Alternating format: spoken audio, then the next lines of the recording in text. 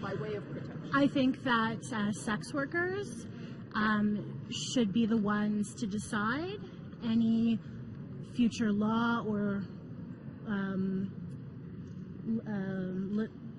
like municipal bylaws and so forth. I think that sex workers need to be the ones deciding that, so not the government, not Parliament. Yeah. Can you update us on who's still working in the industry? I'm still working. One at a time. Yes. The thing here is politicians, though they may know us as clients, they do not understand how sex work works. They won't be able to write a half-decent law.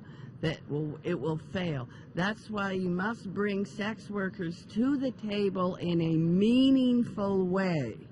Sex workers must have a lot of input on how any new laws are rewritten.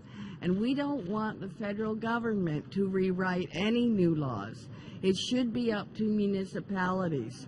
We've been working for the past 3 years with all kinds of specialists in municipal zoning, bylaws, signage, all that stuff. And it's really something to spend your afternoons going through that. But we have been, and we have templates, workable templates that municipalities can adopt. We have that in place. So we're ready. There's a conservative government in power. I know. How realistic is it that this government would just let it go? If they rewrite laws, if the Harper government rewrites laws, they will fail. And the next generation of sex workers will be right back here.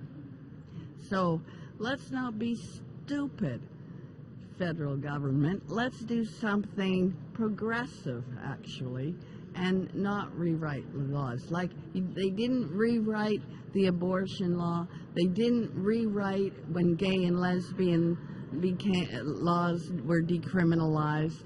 They shouldn't rewrite when we have our rights. The sky's not going to fall in. You know, people said that when women got the right to vote, equal pay, equal rights, and same-sex marriage, all of that, those things, every single one, people said the sky would fall in. It did not. Society is the better for it, and society will be the better for sex workers having proper civil and occupational rights. Can I just understand, though, your lawyer said that this is a big political battle now. Other than sort of standing here and saying how you feel today, how do you propose to engage that political lobbying in that battle? Already the Evangelical Fellowship said they've presented a report to Parliament, they've talked to the Justice Department. What are you going to do to launch that political battle? We're hoping logic will prevail. This is not a religious case, and it shouldn't be decided. Our fate should not be decided by the church.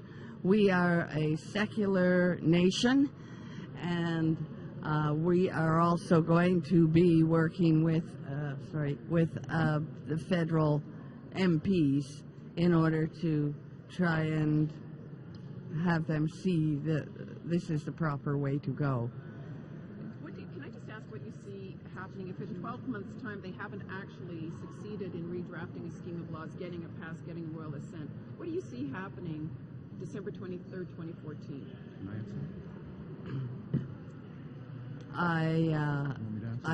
Yeah, please. If the government of Canada does not enact a new law and get back to the drawing board, it's unclear what will happen. What that will mean is people can operate indoors without any regulation. Will that mean that'll just be some single-person establishments of people taking care of themselves, or will it lead to the development of larger establishments? Nobody knows, and that's one of the reasons why we have to engage the political process. But as of December 23rd next year, you would be able to move indoors, you would be able to pay someone to offer some assistance to you, hopefully in a security way, and on the street you would be able to communicate for the purposes of your business, and that will enhance your ability to protect yourself on the street. The law, they have 12 months, so technically the laws are still in place. But what's your expectations in terms of enforcement of these laws from now on? It's very important to understand, and when Valerie said the sky is not going to fall, this is one of the most under-enforced laws in the Canadian Criminal Code. And the fact that people are crying that the law is being invalidated don't understand that the law is being ineffective and largely just used in a discriminatory way. So the fact that it's being under-enforced, we're not going to really see any change tomorrow. It's going to be business as usual. I do believe that law enforcement will be somewhat cautious in proceeding because they know, at least the Supreme Court of Canada said, the current law is unconstitutional. So people really shouldn't necessarily be charged and prosecuted under this current law, but there is a year of limbo in which it could happen. You said this week you didn't expect them actually to rule in your favor. You know what? I tried to be pessimistic so that I would be overjoyed at getting a good result. What was your reaction when you opened it up this week? Tears. It's as simple as that, because I built myself up to believing that maybe it wouldn't be successful. But I have to tell you, since day one, I've always said our case is incontrovertible, and I believe that. And 9-0 in the Supreme Court of Canada is a little bit surprising to me. I thought, in light of the divisive nature of the debate, there would be some dissenting judges. But that shows how strong our evidentiary record was and how much we were able to demonstrate that the current law is irrational and hurting people in a significant way. The court actually really didn't want to give the 1-year suspension. They were debating it at the end of their judgment, but they felt that would be the fairest way to approach the political battle, to give Parliament some time. My position is it should be today, because they've known about this since 2009 with the original judgment. They should have been preparing for this and have a law prepared if they want to substitute it. They've bought a lot of time, and they've jeopardized a lot of people through running this through the appellate process. They're entitled to do so, but this decision today is the same decision as in 2009, and hopefully government will now take it seriously. I'd like to hear Ms. Bedford on the Nordic model. What do you think of it? Don't ask me about that. I think Come to the mic, please. the Canadian model. Excuse me? Please.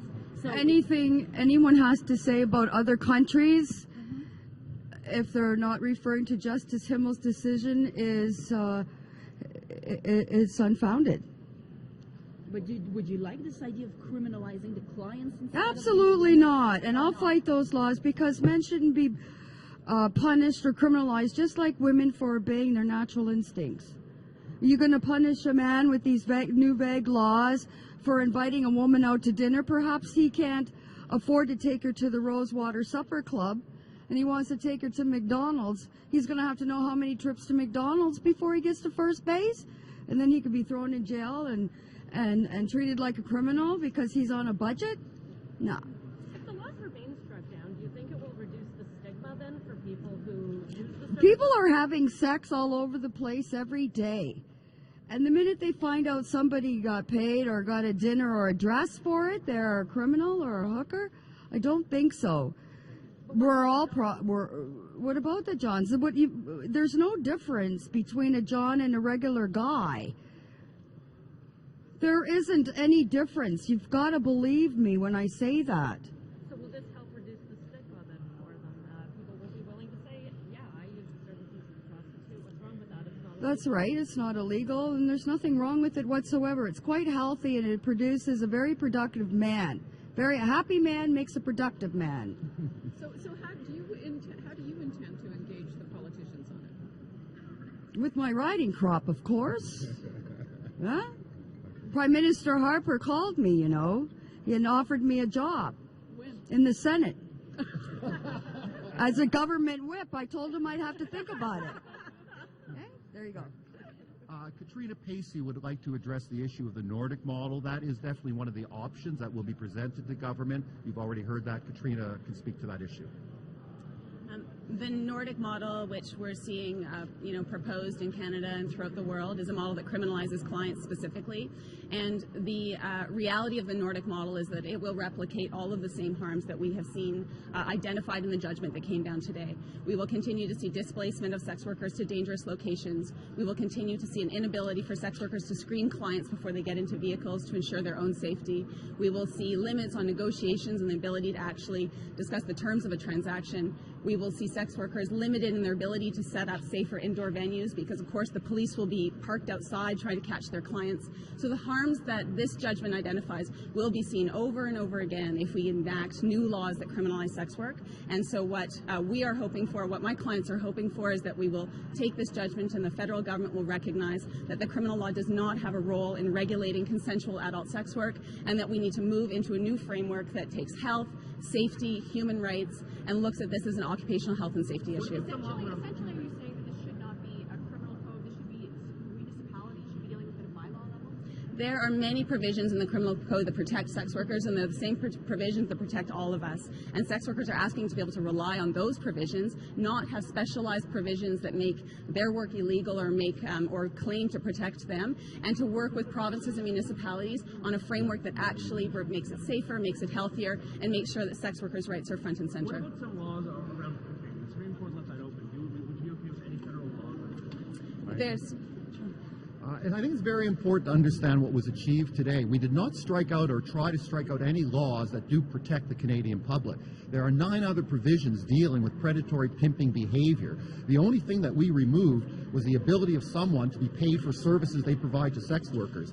So I actually think what we've designed in this does not leave Canada in a precarious position. We've protected the public interest, and all we've done is remove some ineffective laws that weren't being enforced that were leading to harms to sex workers. So I just want to assure the public that what was done today and what was designed from the day this started was something that did respect the rights of communities that have an interest in having a voice in how to resolve this. So we did not do anything that is dramatically going to change the face of Canadian society in terms of a negative impact on society, but we've done something quite enormous in terms of achieving equal protection for a very marginalized, stigmatized group. And you are right that removing some of the legal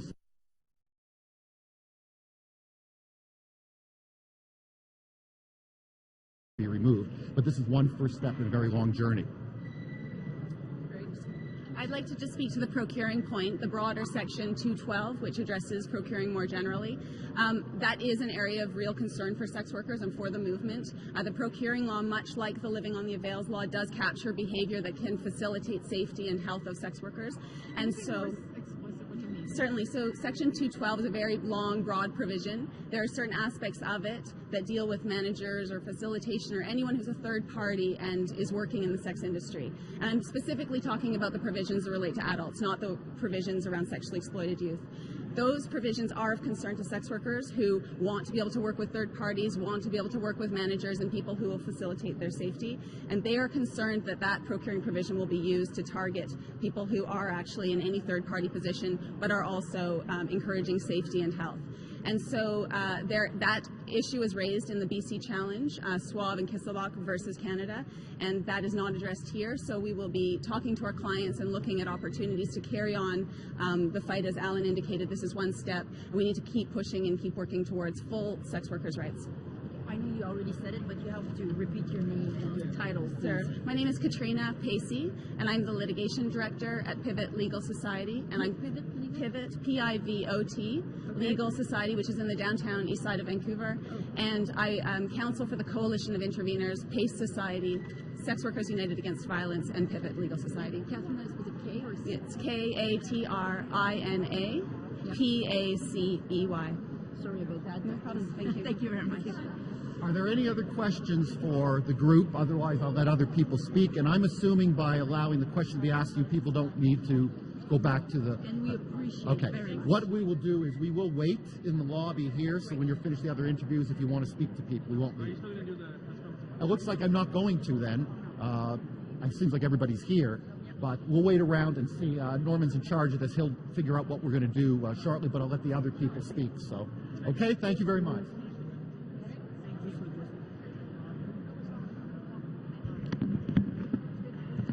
Hello, I'm Janine Benedet with the Women's Coalition for the Abolition of Prostitution. I represented a coalition of 7 Anglophone, Francophone, and Aboriginal women's groups from across Canada who intervened in this case.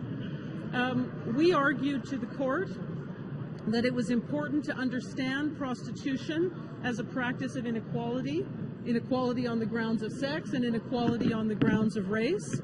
We're gratified today that the Supreme Court of Canada seems to have recognized that most women in prostitution are not there by choice, and that those are the women that the laws need to address. It's clear from this decision that the matter is now back in the hands of Parliament where it belongs, and it's time for Parliament here in Canada to start following the emerging international consensus towards recognizing that the real harms of prostitution lie with the Johns and with the pimps, The Johns have been entirely invisible in this litigation. They have hidden behind the women. They are invisible in the court's decision, and they are the source of the harm here. So we really need to introduce a law that will follow the example of France, most recently of Sweden, that will actually criminalize the purchase of sex and will also criminalize pimping to make clear who is really responsible here. This is a conservative government in power. How realistic it is, in your mind, that this government brings this kind of legislation? I think it's entirely realistic. I think there are many, many models now around the world that have adopted this approach. It's consistent with the Government of Canada's international commitment to fight trafficking and the trafficking of women. And it would also recognize the gross overrepresentation of Aboriginal women and of Asian women in prostitution. I'm deeply disappointed that the decision does not even mention the overrepresentation of Aboriginal women in prostitution and how that's a direct result of the historic policies such as residential schools and colonialism. We heard some women saying that the Nordic model that you're talking about will reproduce exactly the same problems that were that justified the striking down of the laws today. What do you answer? I completely disagree with that. It actually targets the source of the harm. Leaving the clients free to purchase women is exactly what will perpetuate the harm. The supply is created to meet the demand, and when prostitution is decriminalized or legalized, demand increases. It never decreases. And as soon as that demand increases, you have to find a supply for it. Do you feel there is any room at all in the legislative scheme for women such as Terri-Jean Bedford who wants to engage in this kind of activity, because there will always be people who want to purchase sex? Well, I'm not so sure I agree that there will always be people who want to purchase sex, and you mean men who want to purchase sex, realistically, is what we're talking about. But our position has always been that women in prostitution themselves should be decriminalized, regardless of whether they say they are choosing or say that they are not. The focus needs to be on the men, it needs to be on the clients, it needs to be on the pimps and the profiteers. And really, that's where our legislative policy has to go. And the Supreme Court of Canada was not interested in arguments about choice. They said very clearly that really many, many women are not in prostitution by choice, and that's where the focus of the analysis needs to be. And so I think that's a really important signal for what it is we need to do going forward. How do you see yourself? Janine Benedet. Can you spell everything? Janine, Janine, Benedet, Benedet, and I was counsel for the Women's Coalition for the Abolition of Prostitution. How do you see your role from now on? It's now a political thing that Absolutely, has to go on. yes. How do you see yourself getting involved in the process? Well, I think it's very important for all political parties to understand that this is a fundamental issue of women's equality, and in particular, the women's anti-violence movement that has decades of experience on understanding male violence against women has a real stake when it comes to prostitution. The women that I represent have literally decades of experience dealing with male violence. They recognize that it is not a right to rape a woman, it is not a right to batter a woman, and it should not be a right to buy a woman, whether you do that on the street or whether you do it indoors. So how do you use that experience to influx the political thinking from now on?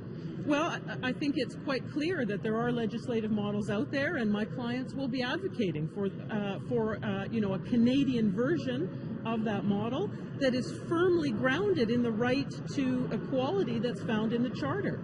You know, this case was argued under Section 7, security of the person, and the right to equality in Section 15 was wholly absent. It wasn't even raised and it wasn't even discussed. And that really skews the analysis. We're looking at only one right and not at another one. That's of equal importance in the Charter. You seem to suggest that if you kill the demand, there'll be nobody out there who want to do this job. But there are clearly women here who do want to do this job. So why is your solution an answer to their problem? Well, I mean, really, it's not enough just to target the demand. You also have to provide women with alternatives. You have to recognize that many, many women who get into prostitution start very young.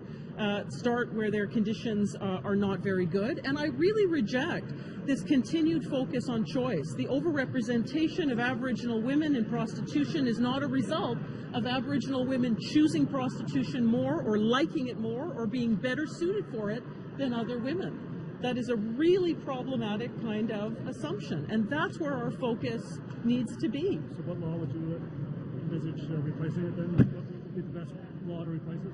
Well, we need a law that focuses not on location, but that focuses on the act of purchasing sex or offering money to purchase sex, that will focus directly on the buyers and what it is that they are doing, and one that also targets pimping quite directly. Criminalizing it or fining it, making it fines, or making it illegal somehow? Yes, that's exactly right. And the court has recognized that, pimping is clearly a harm that can be the subject of criminal laws. That the current law doesn't do that adequately. It captures too many other things. So it's time to redraft that in a way that really focuses on the conduct that is so parasitic and so exploitative. Did you argue before the court? I did, yes, both at the Ontario Court of Appeal and here at the Supreme Court of Canada as an intervenor. That's right. Yeah. I'm sorry if you mentioned this, but if That's you all right. criminalize the purchase of sex, is that not a constitutional problem? Freedom of expression, especially since prostitution, the buying and selling of sex, has been legal for some time. Well, that would change that, right? It would make the buying illegal, so that would be a fundamental change in that understanding. I think in reality, both the buying and the selling have been fundamentally largely illegal for quite a period of time. There have been very few ways to legally engage in prostitution. But that's right, it would shift it. But there's no constitutional impediment to that, right? We're focusing on the actual source of the harm and we're criminalizing it. There's no right, there's no constitutional right to buy a woman for sex. That's what you'd have to argue. And what right does that fall under? There's no liberty interest in being a John.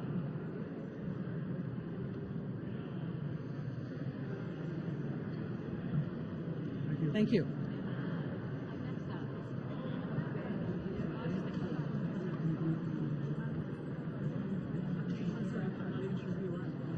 I'm Sarah Ma. I'm with the Asian Women Coalition Ending Prostitution.